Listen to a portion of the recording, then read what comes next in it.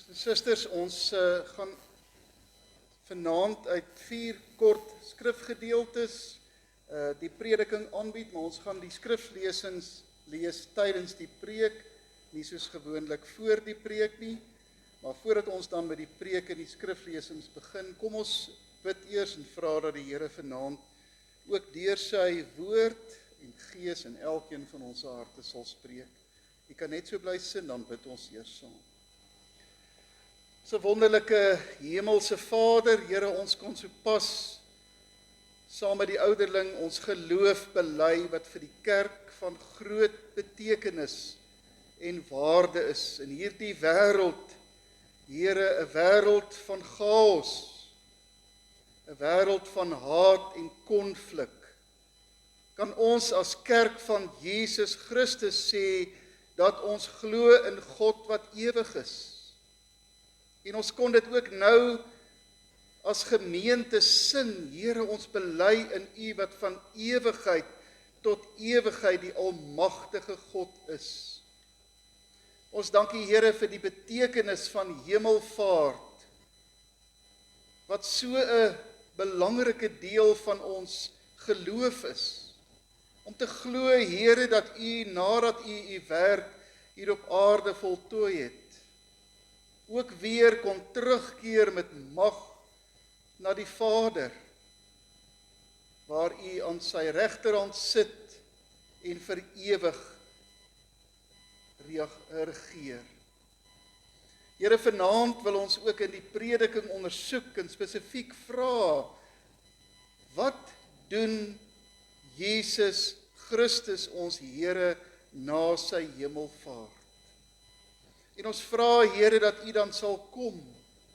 En terwyl ons luister na die apostels en na die skrywers van die Nuwe Testament, dat U die waarheid, die volheid van U woord in ons harte sal seën.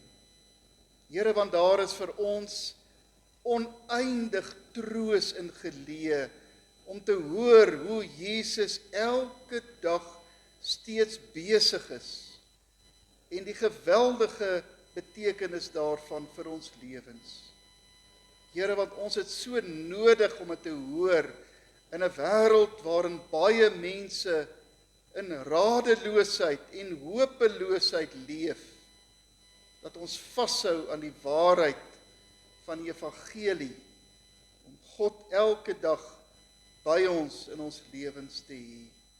Seën dan, Here, vanaand ook hierdie prediking en laat dit die waarheid wees van die wonderlikheid van U woord. Ons vra dit in Jesus Christus se naam. Amen.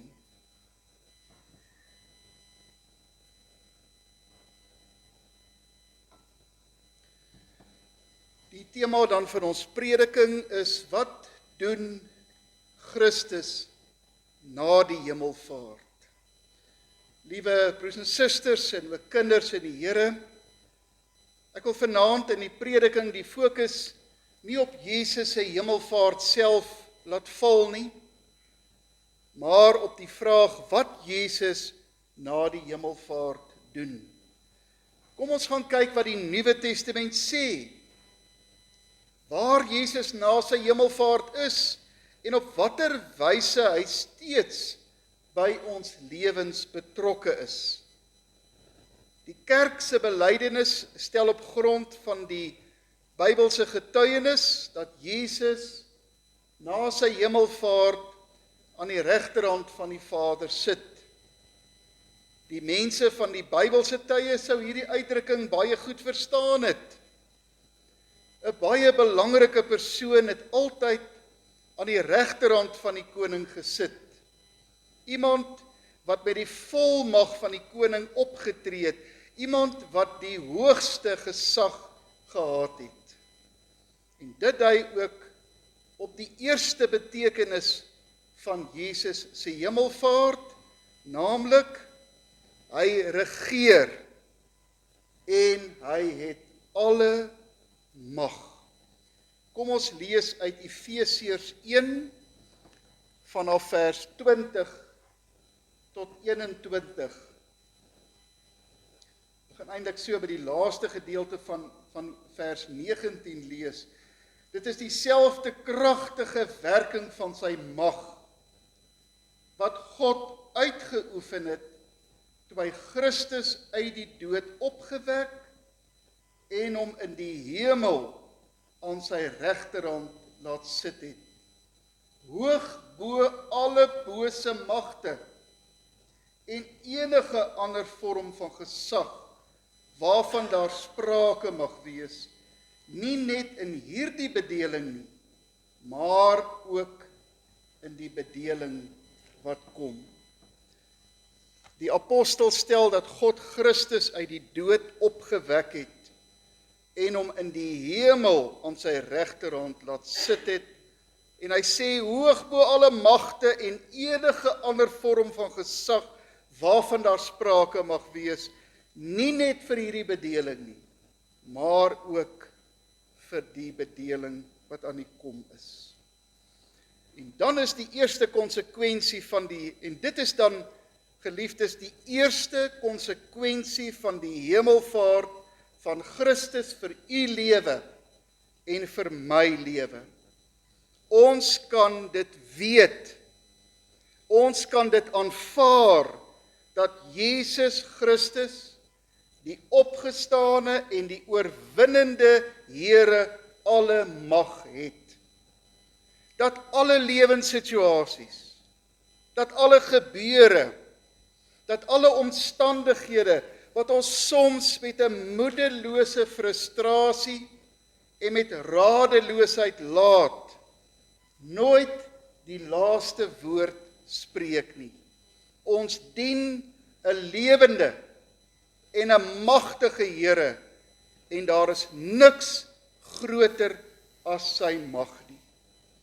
Maar 'n verdere konsekwensie is, dat as ons dit met vreugde aanvaar, as ons uit daardie wete leef, ons lewens en elke aspek daarvan dit volledig moet weerspieël.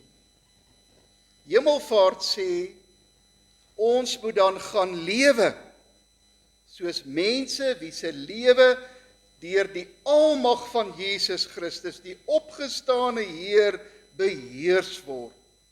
Elke geleentheid, wanneer ons in radelose twyfel verval, of wanneer almal kan sien dat ons tou opgooi, of wanneer ons baie keer, soos ons dikwels doen, ons misnoë met die lewe uitspreek, is eintlik dan 'n verloning van die almag van Jesus Christus. Want dan sê ons lewensingesteldheid, Christus is nie vir my die Almagtige nie.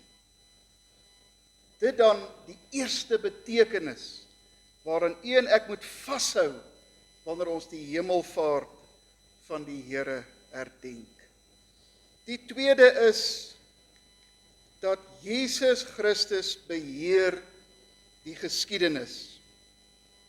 Hy is volledig in beheer van u en my toekoms. Kom ons lees dit uit Openbaring 5. Ons gaan daar die eerste 5 verse saam lees.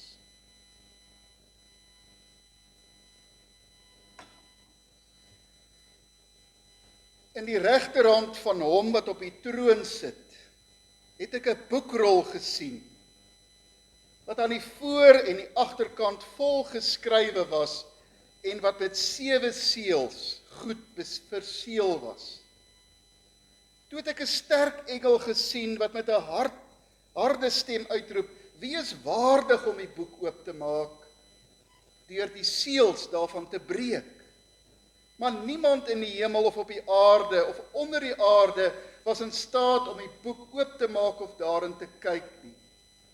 Ek het baie gehuil, omdat daar niemand gekry is wat waardig was om die boek oop te maak en daarin te kyk nie. Toe sê een van die ouderlinge vir my, moenie huil nie. Kyk, die leeu uit die stam van Juda, die afstammeling van Dawid, het die oorwinning behaal en kan die boek met die 7 seels oopmaak. Geliefdes, Openbaring is die boek in die Nuwe Testament, waaruit ons miskien die meeste leer oor hoe dit in die hemel is en watter toekoms daar vir ons wag. Daarom is dit te wagte dat ons ook daar gaan hoor waarmee Jesus besig is. Die boek met die 7 seels is 'n simboliese aanduiding van die gang van gebeure, van die verloop van die wêreld. Dis 'n manier waarop die skrywer van Openbaring sê, daar is iemand wat die wêreldgeskiedenis in sy hand hou en wat dit stuur. Daar is iemand wat die gang van jou lewe bepaal en wat dit in sy hand hou. Die vraag hieruit is weer eens of 'n mens dit kan glo en kan aanvaar in jou lewe. Is ons bereid om ons lewens volledig aan God oor te gee? Daardie God wat die grootheid van die geskiedenis van volkere en nasies in sy hand hou, maar wat elke klein mensie se lewe ook in sy hand hou. Is ek bereid om volledig oor te gee aan daardie God? Of knyp ek miskien so styf die leiersels van my eie bestaan vas? Is ek so soewerein aan die beplan hoe ek my eie lewenspad moet loop?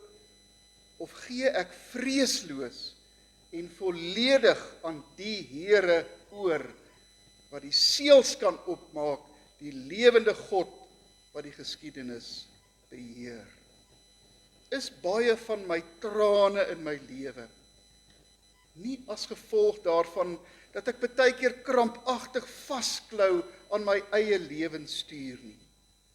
Sit ek nie baie dikwels totaal verward in my lewe omdat ek self my lewenspad wil bepaal nie?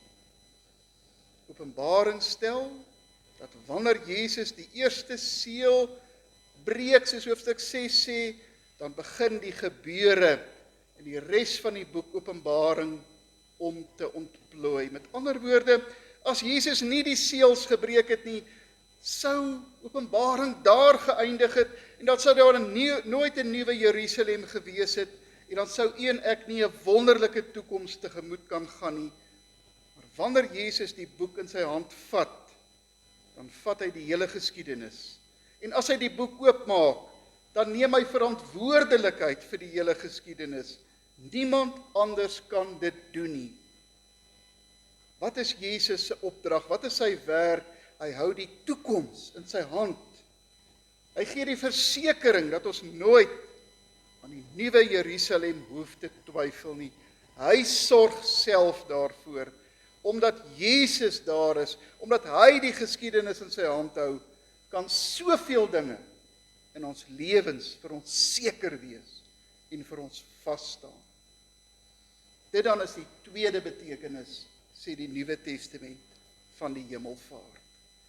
Daar is ook 'n derde konsekwensie van die hemelvaart, en dit is dat Jesus Christus aan die regterhand van God volledig vir ons sorg. Hy sorg vir ons. Kom ons lees nou Openbaring 7 vanaf vers 13 tot en met vers 17. Openbaring 7 vanaf vers 13. Een van die ouderlinge vra toe vir my, hierdie mense met die wit klere aan, wie is hulle? En waar kom hulle vandaan? Ek weet nie, meneer, sê ek vir hom, maar u weet. Hy sê toe vir my, dit is die wat uit die groot verdrukking kom. Hulle het hulle klere gewas en dit wit gemaak in die bloed van die lam. Daarom is hulle voor die troon van God en dien hulle hom dag en nag in sy tempel. En hy wat op die troon sit, sal by hulle bly. Hulle sal nie meer honger en nie meer dors kry nie. Die son sal hulle nie brand nie en hittegloed ook nie, want die lam wat in die middel van die troon is, sal hulle herder wees en hulle na die fonteine met die water van die lewe lei en God sal al die trane van hulle oë afdroog. Hemelvaart het hierdie onuitwisbare boodskap. My lewe staan in die teken van Jesus Christus se volledige versorging. Op baie maniere lei hy my ook na die fonteine met die water en droog hy gereeld my trane. Die betekenis van Jesus se hemelvaart vir ons gaan selfs nog verder as net sy sorg. Dit beteken ook dat hy nie net ons van alle goeie dinge voorsien nie, maar die skadelike en die bose van ons wil wegweer. Jesus aan die regterhand van God verseker ons van ons veiligheid. Die Openbaringsskrywer sien die lam Jesus Christus en saam met hom, dig by hom, elke liewe kind van God.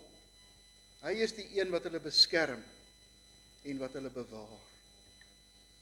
Wat is dit, broers en susters, wat u en my veiligheid die meeste bedreig? Is dit die fisiese gevaar in ons tyd en in ons omgewing wat aan die opbou is, waarin ons almal blootgestel is? Of is dit dalk veel sterker die geestelike gevaar, om in 'n geestelike sin fokus te verloor en uit God se hand geruk te word? Ons kan met die oortuiging van hemelvaart in die wêreld daar buite gaan leef, dat die Jesus Christus aan die regterhand van God ons veiligheid vir ons verseker.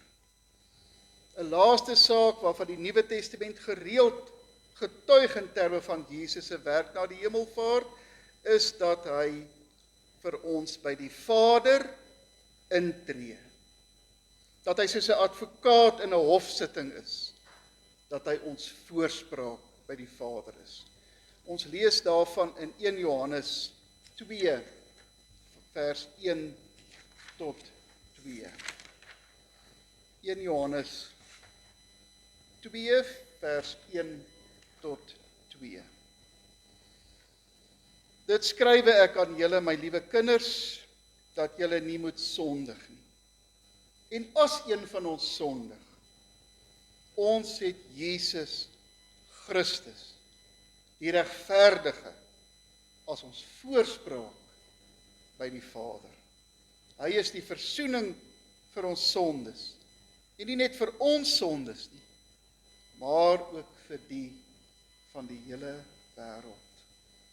Laaste saak waarin die Nuwe Testament getuig oor Jesus se werk, is dat hy ons voorspraak is. Die onbegrensde liefde wat Jesus Christus aan 'n verlore gaande mensdom op aarde bewys het, met sy bereidheid tot lyding en tot diens, gaan ook na sy hemelvaart voort, waar hy aan die regterhand van die Vader net een oorweging het: die welweë, die verlossing en die saligheid van verlore sondaar mense. Hemelvaart se boodskap behels ook die wete, daar is iemand wat sonder ophou vir my intree. Broers en susters, mag ons dan met hierdie wete getroos, met oorgawe in die wêreld gaan leef, omdat ons 'n lewende God dien, een wie se ewige triomf ook nou nog tot in ewigheid voortduur. Daartoe help die Here ons deur sy Heilige Gees. Amen. Kom ons bid nou saam terwyl jy net so bly sit.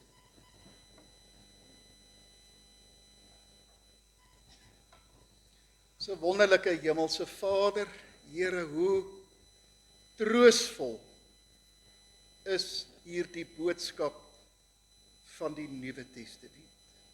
Duisende jare gelede geskryf, maar nog steeds die volle waarheid van God. Dat ons wat in hierdie wêreld leef kan weet, Here, U het ons lief. U is vir ons daar. U sorg vir ons. U tree vir ons in. Here, U is die God wat ons elke dag dra in hierdie vreeslike wêreld. Here, ons kom by U tuis soos kinders en ons dank U vir U wonderlike liefde, Here, wat elke dag net vir ons as mense al hoe meer word, omdat U ons tot die uiterste toe liefhet. Gee dan, Here, dat ons met hierdie wete getroos ons lewenspad met oortuiging loop, terwyl ons weet, U is altyd by ons. Hemelvaart getuig van U grootheid en die krag wat tot in ewigheid voortduur. Hoor ons gebed. Ons vra dit van U in Jesus Christus se naam. Amen.